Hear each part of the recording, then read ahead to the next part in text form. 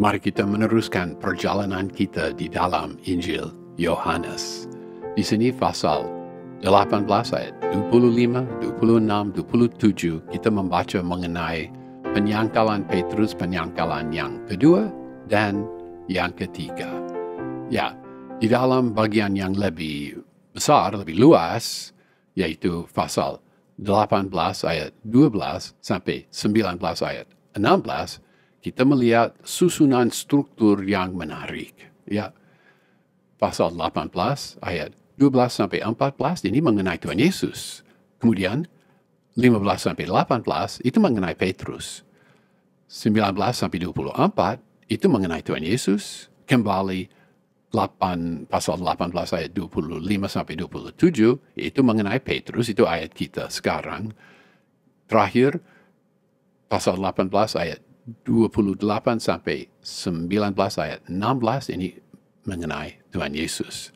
Lebih lanjut, setiap bagian itu yang menceritakan Tuhan Yesus mulai dengan kata yang diterjemahkan maka. Ini Yunaninya un. Kata un ini sering diterjemahkan oleh karena itu dan menceritakan hubungan logis yang kuat. Tetapi seperti dicatat oleh leksikon BDAG, kata un dapat juga menandai bahwa kisah berterusan. Dan itulah yang terjadi di sini. Kata un menandai bahwa kisah mengenai Tuhan Yesus Kristus berterusan. Demikian juga setiap bagian mengenai Petrus dimulai dengan kata yang diterjemahkan apa? Sekarang, atau dan, atau tetapi, atau lalu. Apa terjemahannya? Kata Yunani ini de. Kata de, sekali lagi, dapat berarti dan. Kata de juga dapat berarti tapi, bukan tetapi, yaitu menandai kontras yang kuat, tetapi ya hanya tapi, kontras yang tidak begitu kuat. Tetapi seperti dicatat oleh BDAG lagi, de juga dapat dipakai untuk meneruskan kembali kisah yang tadinya dihentikan. Dan itulah yang terjadi di situ. Kisah mengenai Petrus diteruskan. Jadi bagaimana menerjemahkan kata de di dalam konteks ini? Mungkin jika kita boleh mengembangkan terjemahan, mungkin kita boleh menerjemahkan, tapi kembali ke kisah Petrus, atau lalu kembali ke kisah Petrus. Ya, begitulah kata de yang mengawali kedua bagian yang menceritakan Petrus. Ya, setelah Tuhan Yesus diperiksa oleh Hanas, Rasul Yohanes menceritakan penyangkalan Petrus, penyangkalan yang kedua dan ketiga. Urutan dan struktur yang ada dalam kisah ini menekankan kontras yang kuat antara Tuhan Yesus yang kuat memegang kebenaran dan Petrus yang menyangkal bahwa dia menyangkal Tuhan Yesus, dia menyangkal saya tidak mengenal dia. Wah, kontras yang kuat. Yohanes pasal 18 ayat 25. Lalu Simon Petrus berdiri berdiam. Maka kata orang-orang di situ kepadanya, bukankah engkau juga seorang muridnya? Ya, beberapa catatan di sini. Di dalam terjemahan baru ada kata masih, Simon Petrus masih berdiri berdiam. Ya, sebenarnya tidak ada kata masih di dalam ayat ini, tetapi ada kata kerja ein yang memakai tense imperfect, sehingga ada kesan bahwa berdiri itu berterus memakan waktu. Dia tetap berdiri, masih berdiri di situ. Tapi tidak ada kata masih di dalam Yunaninya.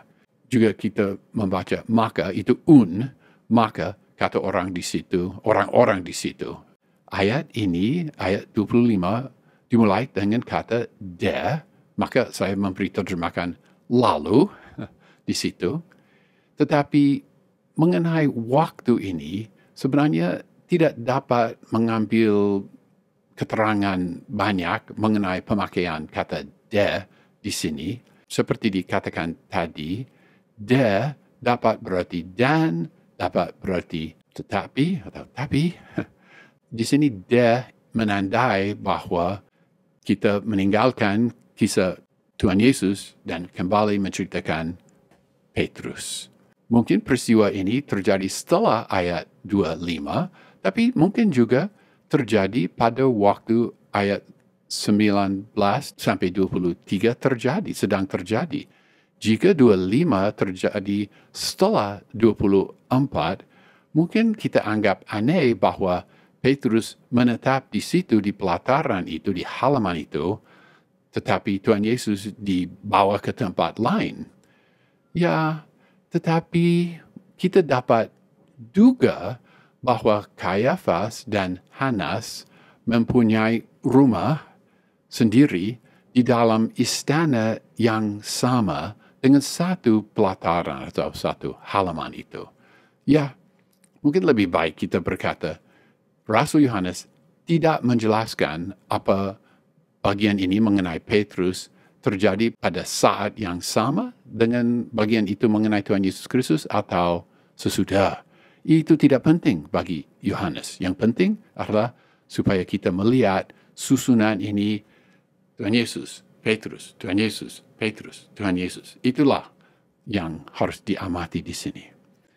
Pengulangan ungkapan berdiri berdiam dari ayat 18 mengingatkan kita mengenai persekutuan Petrus dengan mereka yang menangkap Tuhan Yesus Kristus. Dan ini juga menolong kita supaya kita sadar bahwa kisah ini kembali ke kisah Petrus.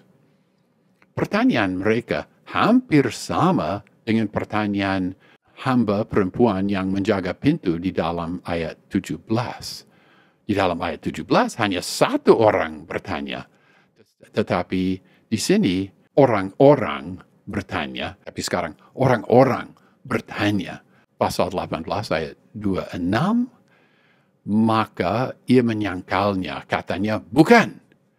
Kata seorang dari hamba-hamba imam besar, seorang keluarga dari hamba yang telinganya dipotong Petrus, bukankah engkau kuliah di taman itu bersama-sama dengan dia? Nah, beberapa catatan di sini. Kata maka, terjemahan saya mulai di sini ayat 26 dengan kata maka. Itu Yunaninya tetapi memang cukup banyak naskah tidak memakai cukup banyak memakai, tapi ada juga cukup banyak yang tidak memakai. Jadi ya ragu-ragu sedikit apa ada kata di sini. Saya rasa ada. Maka terjemahan saya, maka ia menyangkalnya. Dan terjemahan saya berbeda sedikit dari terjemahan baru. Di situ kata seorang hamba, ya terjemahan saya, kata seorang dari hamba-hamba imam besar. Ya berbeda sedikit. Petrus sudah menyangkal bahwa dia mengenal Tuhan Yesus sekali. Jadi mungkin penyangkalan yang kedua, ya lebih mudah diucapkan. Hanya Yohanes menceritakan bahwa yang bertanya adalah keluarga dari hamba Malkus. Ya, seperti Mounts ceritakan, Rasul Yohanes, rupanya dia cukup mengenal rumah tangga itu. Yohanes dia boleh masuk ke pelataran. Yohanes dia tahu nama Malkus. Yohanes juga tahu bahwa dia yang bertanya di sini adalah keluarga dari Malkus itu. Oke, nah tadi dia, bukankah engkau kuliah di taman itu? Kata bukankah itu kata berarti bukan, tidak bukan. Kata di sini itu bukan may.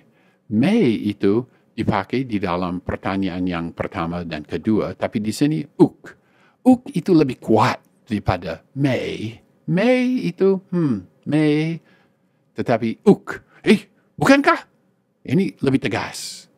Ya, sehingga ada kesan bahwa pertanyaan dan tantangan ini lebih kuat, lebih yakin dalam yang ketiga ini.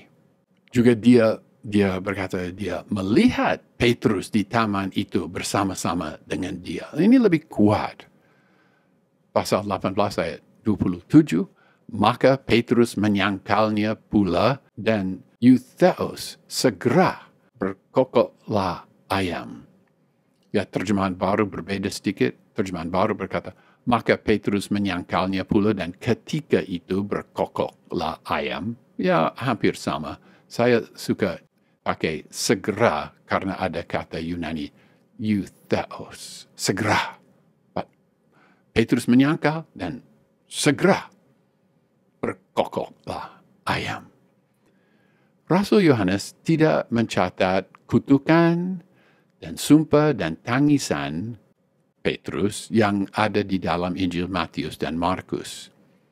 Cara Yohanes untuk menceritakan penyangkalan Petrus menekankan kedaulatan Tuhan Yesus Kristus dan juga menegaskan kontras yang ada antara Tuhan Yesus dan Petrus.